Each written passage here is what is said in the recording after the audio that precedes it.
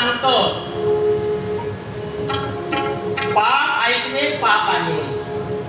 लक्षात घ्या, हे शब्द ऐका मला. पाप ऐकणे पाप आहे, पाप देखणे पाप आहे, पाप बोलणे पाप आहे.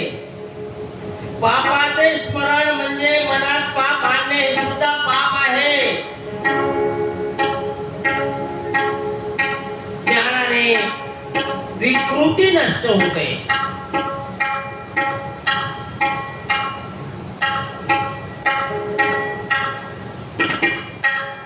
ब्राह्मणांचा अपमान, मोठ्यांचा अपमान कधी करू नये. आयुष्य फार थोडं आहे. जगा आणि जगू द्या. Live and let leave.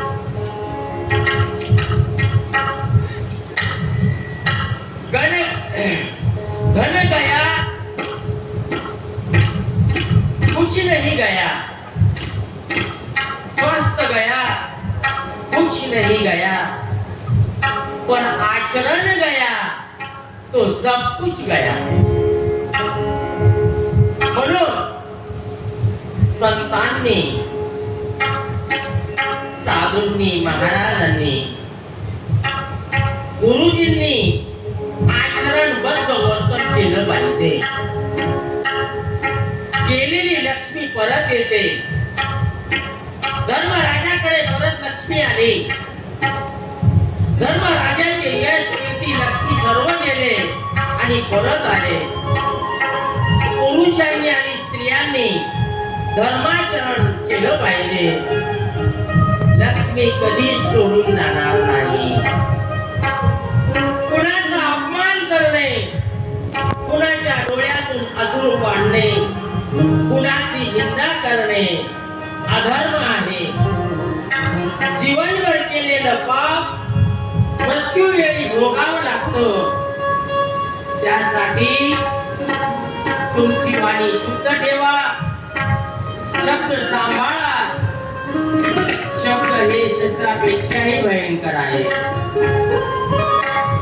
आदत बुरी सुधारले, बस हो गया भजन.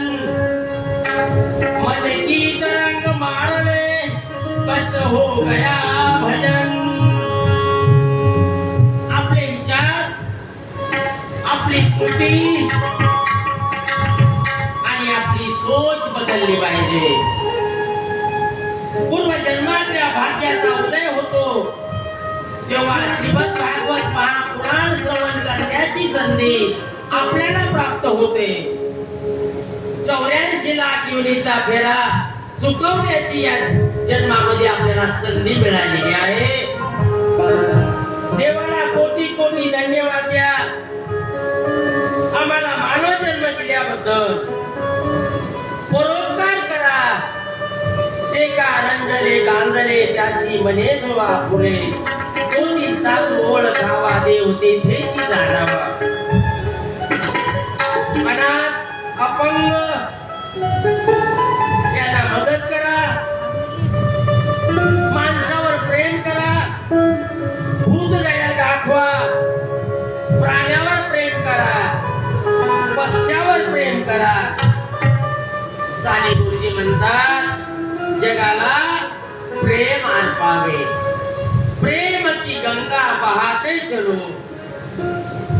आई वडिलांची सेवा करा. आई वडील आपले दैवत आहेत. माय बाप केवळ काशी.